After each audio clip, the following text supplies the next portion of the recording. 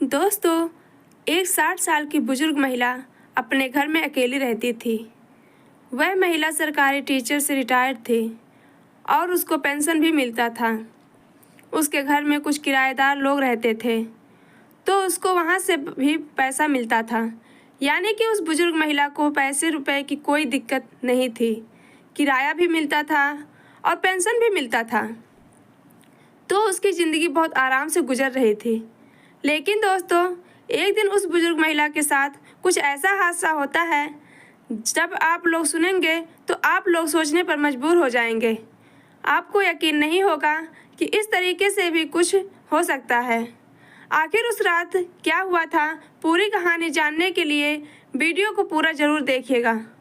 दोस्तों, यह सच्ची घटना महाराष्ट्र के सिविल लाइन की है, जो 60 साल की बुजुर्ग महिला की है। उसका नाम सुनीता है।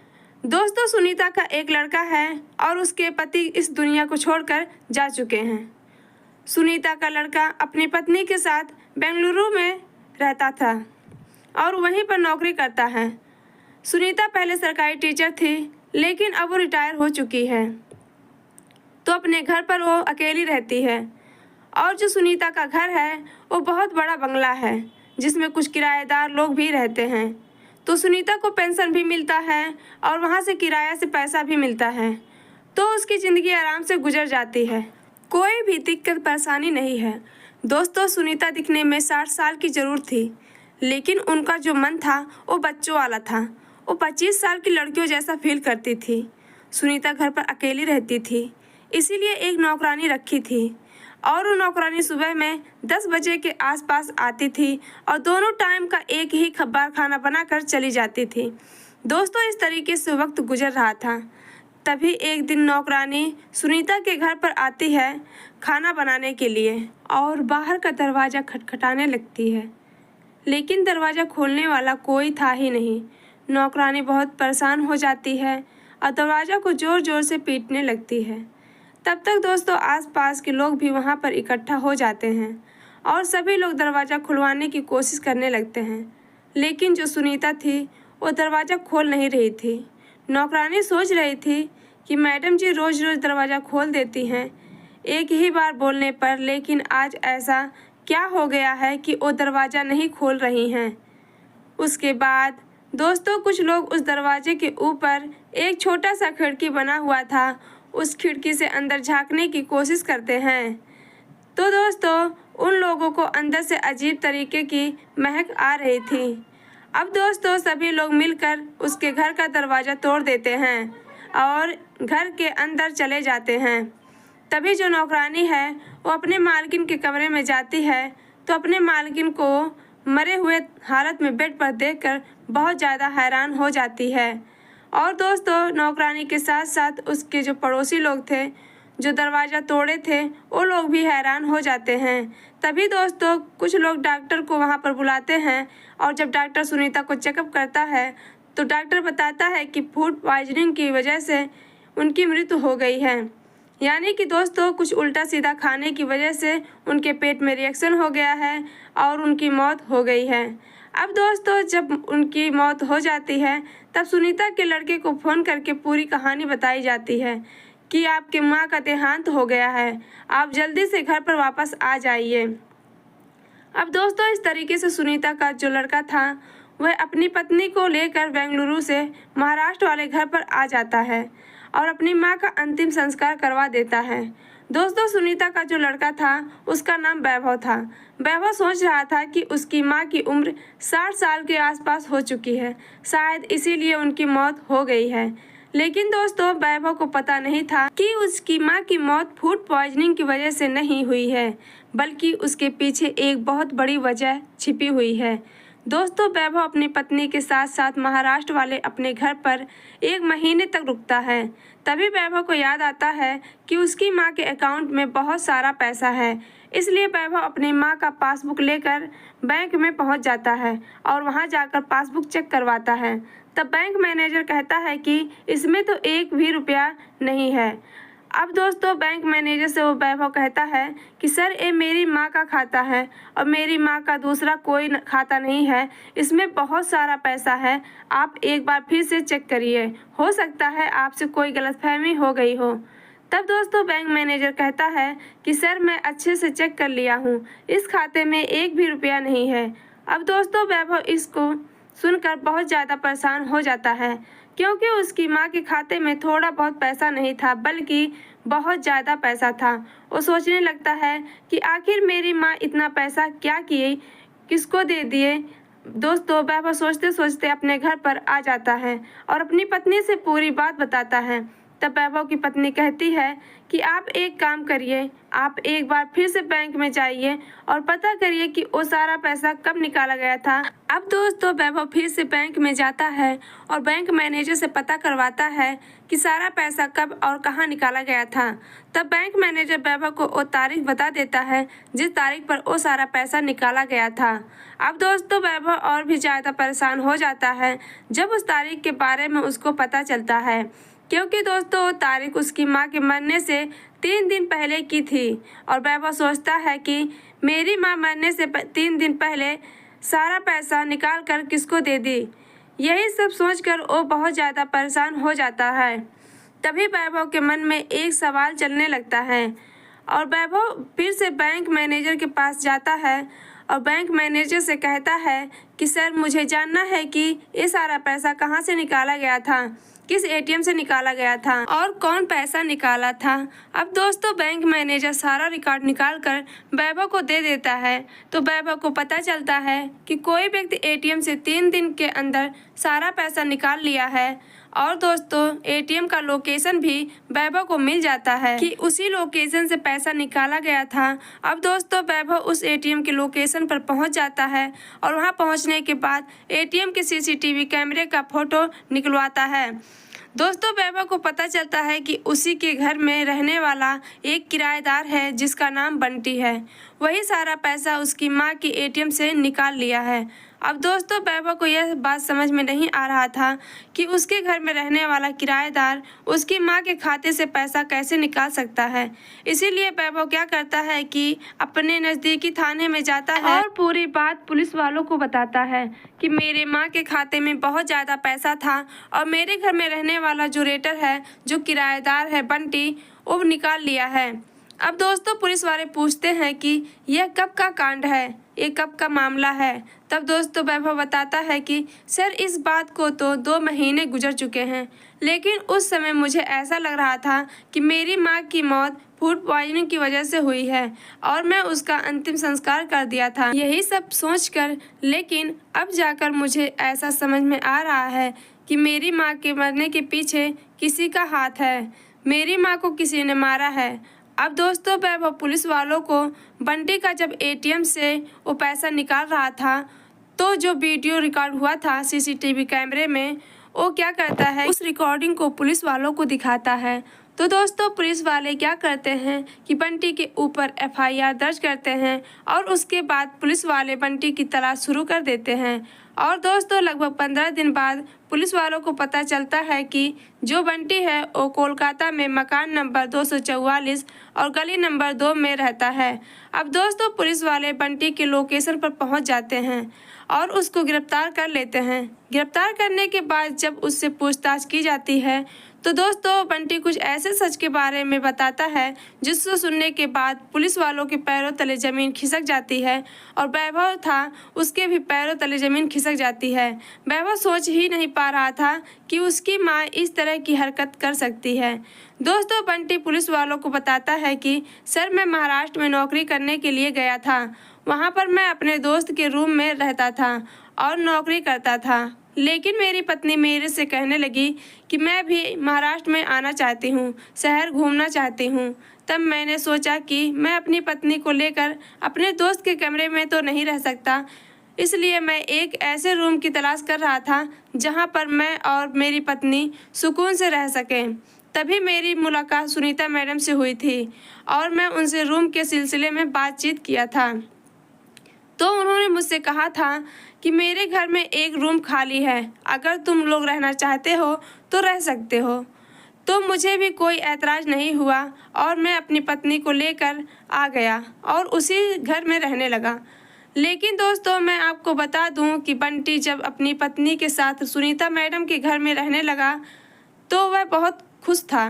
और जब बंटी अपने कंपनी में काम करने के लिए चला जाता था तो उसकी पत्नी सुनीता मैडम के साथ अक्सर बातचीत करती थी और मौज मस्ती करती थी। और दोस्तों, सुनीता मैडम को बंटी की पत्नी से बहुत ज़्यादा लगाव हो गया था। अब दोस्तों, जाहिर सी बात है कि घर में दो औरतें हैं, एक का पति मर चुका है और वो अकेली रहती है, तो जाहिर सी बात है कि इधर उधर आते समय बातचीत हो जाएगी और टाइम पास करने के लिए कोई ना कोई पास में होना ज़रूरी चाहिए था। इसीलिए सुनीता मैडम उसकी पत्नी से बातचीत किया करती थी और दोस्तों, ये लोग एक परिवार की तरह वहाँ पर रहा करते थे। तभी दोस्तों, एक दिन बंटी अपने कमरे में अपनी पत्नी के साथ संबंध बना रहा था और दोनों लोग बिना कपड़े के सोए हुए थे और सुनीता मैडम बंटी की पत्नी से मिलने के लिए जा रही थी। तभी वह खिड़की से दोनों लोग को नग्न अवस्था में देख लेती है और उनके मन में अजीब सा ख्याल आने लगता है। लेकिन दोस्तों, सुनीता मैडम कुछ करती नहीं हैं, वहाँ से चुपचाप अपने कमरे में चली जाती हैं। अब दोस्तों, इस तरीके से दिन गुजरने लगा था और सरिता मैडम लगातार बंटी के रूम में जाने लगी थी और उसकी पत्नी से बातचीत करने लगी थी, उसकी पत्नी से मिलने लगी थी। और दोस्तों, इस तरीके से पूरे 6 महीने का वक्त गुजर जाता है। लेकिन दोस्तों, बंटी उतना पैसा नहीं कमाता था कि अपनी पत्नी को महाराष्ट्र में लेकर रह सके। और दोस्तों, यही वजह था कि बंटी अपने पत्नी से कहता है कि देखो, तुम्हारा मन था शहर घूमने का, फिरने का, तो तुम यहाँ पर घूम चुकी हो, 6 महीने तक तुम यहाँ पर रह चुकी हो। लेकिन अब मैं यह सोच रहा हूँ कि अब तुम अपने घर पे चली जाओ, गांव वाले घर पर रहो, क्योंकि अगर मैं तुमको अकेले लेकर यहाँ पर रहूँगा तो मेरा बहुत ज़्यादा पैसा खर्च हो जाएगा और घर भेजने के लिए मेरे पास पैसा नहीं बचता है। क्योंकि दोस्तों, बंटी था, वो कंपनी में काम करता था और महीने के 8,000 कमाता था, तो जाहिर सी बात है कि उसके पास उतना पैसा नहीं बचता होगा। अब दोस्तों, इस तरीके से बंटी की पत्नी उसकी बातों को मान जाती है, तो बंटी अपनी पत्नी को लेकर गांव पर चला जाता है और 3-4 दिन बाद जब गांव से वापस महाराष्ट्र आता है तो वहीं सुनीता मैडम के घर में रहने लगता है। लेकिन सुनीता मैडम के घर में जब 4-5 दिन तक रहता है, तब बंटी सुनीता मैडम से कहता है कि मैडम जी, मेरी पत्नी अब यहाँ पर नहीं रह रहती है, तो मैं पहले जहाँ पर रहता था अपने दोस्त के पास, मैं वहीं पर जा रहा हूँ रहने के लिए। अब मैं आपका रूम ये छोड़ने वाला हूँ। तब दोस्तों, सुनीता मैडम कहती हैं कि अगर तुम रूम छोड़ना चाहते हो तो 2 महीने का एडवांस पैसा पहले तुमको जमा करना होगा, उसके बाद तुमको रूम में छोड़ने दूंगी। तब दोस्तों, बंटी कहता है कि मैडम जी, हमारे पास इतना पैसा तो नहीं है कि मैं 2 महीने का एडवांस पैसा आपको दे दूं। और पहली बार मैं ऐसा सुन रहा हूँ कि रूम छोड़ने के लिए कोई मुझसे एडवांस पैसा 2 महीने का मांग रहा है। ऐसा तो यहाँ पर कभी भी नहीं होता है। तब दोस्तों, सुनीता मैडम कहती हैं कि देखो, नियम तो नियम होता है, अगर तुमको रूम छोड़ना है तो 2 महीने का पैसा एडवांस जमा करना होगा। अब दोस्तों, बंटी एकदम से लाचार हो जाता है क्योंकि उसके पास पैसे तो थे नहीं। तभी सुनीता मैडम बंटी से कहती है कि देखो, अगर तुमको यहाँ पर रहना है, तुम यहाँ पर रहना चाहते हो तो तुम रह सकते हो, लेकिन तुमको मेरा एक काम करना होगा। तुम मेरा काम करोगे तो मैं तुमसे किराया का पैसा भी नहीं मांगूंगी और ना ही तुमसे एडवांस का पैसा मांगूंगी। तब तक तुमको रहने का मन करेगा, तब तक तुम यहाँ पर रह सकते हो, मैं तुमसे पैसा नहीं लूँगी। अब दोस्तों, बंटी इस बात को सुनकर सुनीता मैडम के हाँ में हाँ मिला देता है और कहता है कि ठीक है, मुझे कोई ऐतराज़ नहीं है, आप बताइए क्या बात है, आपका क्या काम करना है। तब दोस्तों, सुनीता मैडम कहती हैं कि जिस तरीके से तुम अपनी पत्नी के साथ अपने कमरे में रहते थे, ठीक उसी तरीके से तुम मेरे साथ रहो तो मुझे अच्छा लगेगा। बस मैं इतना सा चाहती हूँ कि तुम मेरे साथ मेरे पति का सुख दो। अब दोस्तों, बंटी को यह ऑफर जो है बहुत ज़्यादा अच्छा लगता है और बंटी सुनीता मैडम की बातों को मान जाता है और सुनीता मैडम के साथ अपनी पत्नी की तरह उन्हीं के घर में रहने लगता है। जब घर पर नौकरानी आती थी खाना बनाने के लिए, तो जो सुनीता मैडम थी वो अपने कमरे में रहती थी और जब उसकी नौकरानी चली जाती थी तो जो सुनीता मैडम थी वो बंटी के कमरे में जाती थी और पूरी रात उसके साथ गुजारती थी। उसके साथ संबंध बनाती थी और दोस्तों इस तरीके से वक्त गुजर रहा था। लेकिन 6 महीने बाद बंटी सुनीता मैडम से बहुत परेशान हो जाता है और कहता है कि मैडम अब मैं यहाँ से जाना चाहता हूँ, अब मैं यह सब नहीं कर सकता हूँ। तब दोस्तों सुनीता मैडम कहती हैं कि नहीं, मैं तुमको यहाँ से जाने नहीं दूंगी, मैं तुमको छोड़ नहीं सकती हूँ। अगर तुम यहाँ से जाने की कोशिश करोगे तो मैं तुम्हारे ऊपर छेड़खानी का केस लगाकर तुमको फंसा दूंगी और तुमको जेल के अंदर डलवा दूंगी। अब दोस्तों इस बात को सुनकर बंटी बहुत ज़्यादा परेशान हो जाता है। दोस्तों पहले बंटी अपने मन से उनके साथ रहता था, लेकिन अब जो बंटी है वो मजबूरी में उनके साथ रहने लगा था, समय बिताने लगा था और सुनीता मैडम के साथ संबंध बनाने लगा था। लेकिन एक दिन बंटी की पत्नी फ़ोन करती है और कहती है कि आप छुट्टी लेकर कुछ दिन के लिए घर पर आ जाइए, आपको देखने का, आपसे मिलने का बहुत मन कर रहा है, आपको घर पर आए हुए 2 साल से भी ज़्यादा हो गया है।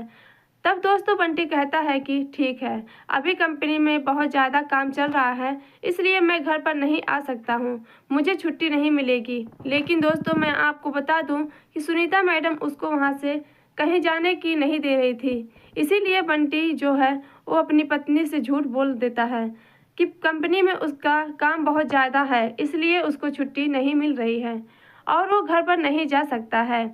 अब दोस्तों इस तरीके से वक्त गुजर रहा था, लेकिन बंटी सोचता है कि अगर इस तरीके से मैं सुनीता मैडम के चक्कर में फंसा रहूँगा, उनके चक्कर में पड़ा रहूँगा, तो हमारी तो ज़िंदगी बर्बाद हो जाएगी। इसीलिए बंटी क्या करता है कि एक प्लान बनाता है और बंटी क्या करता है कि सुनीता मैडम को अपने कमरे में बुलाता है, उनके साथ रात को शारीरिक संबंध बनाता है और जब सुनीता मैडम संबंध बनाने के बाद थक कर सो जाती हैं तो जो बंटी है उनका गला दबाकर उनको मौत के घाट उतार देता है और फिर उनकी बॉडी को उनके कमरे में ले जाकर सुला देता है और उनका एटीएम चुराता है और वहां से फरार हो जाता है। अब दोस्तों फरार होने के बाद बंटी एक एक करके उनका सारा पैसा एटीएम से निकाल लेता है और फिर महाराष्ट्र छोड़कर कोलकाता चला जाता है और बंटी सोचता है कि शायद अब ज़िंदगी में उसको कोई भी नहीं पकड़ पाएगा, किसी को उसके ऊपर शक नहीं होगा। लेकिन जब सुनीता मैडम का लड़का वैभव जो था वो घर पर आता है और जब उनका पैसा निकालने के लिए बैंक में जाता है तब जाकर उसको पूरी सच्चाई के बारे में पता चलता है और दोस्तों इस तरीके से बंटी के कर्मों की सज़ा उसको मिल जाती है और उसको जेल के अंदर डाल दिया जाता है। लेकिन दोस्तों मैं आपको बता दूं कि सुनीता मैडम कुछ कम नहीं थी, उनकी उम्र 60 साल की हो चुकी थी, उनके बच्चे भी थे, उनकी बच्चों की शादी भी हो चुकी थी, लेकिन उनको अभी शारीरिक संबंध बनाना था। शादी भी हो चुकी थी लेकिन उनको अभी शारीरिक संबंध बनाने का भूत जो है उनके सर पर उनके चढ़ गया था और सुनीता मैडम सोच रही थी कि जब तक वह चाहेगी तब तक बंटी को अपने जाल में फंसा कर रखेंगी और उसके साथ मौज मस्ती करेंगी, किसी को कुछ पता नहीं चलेगा।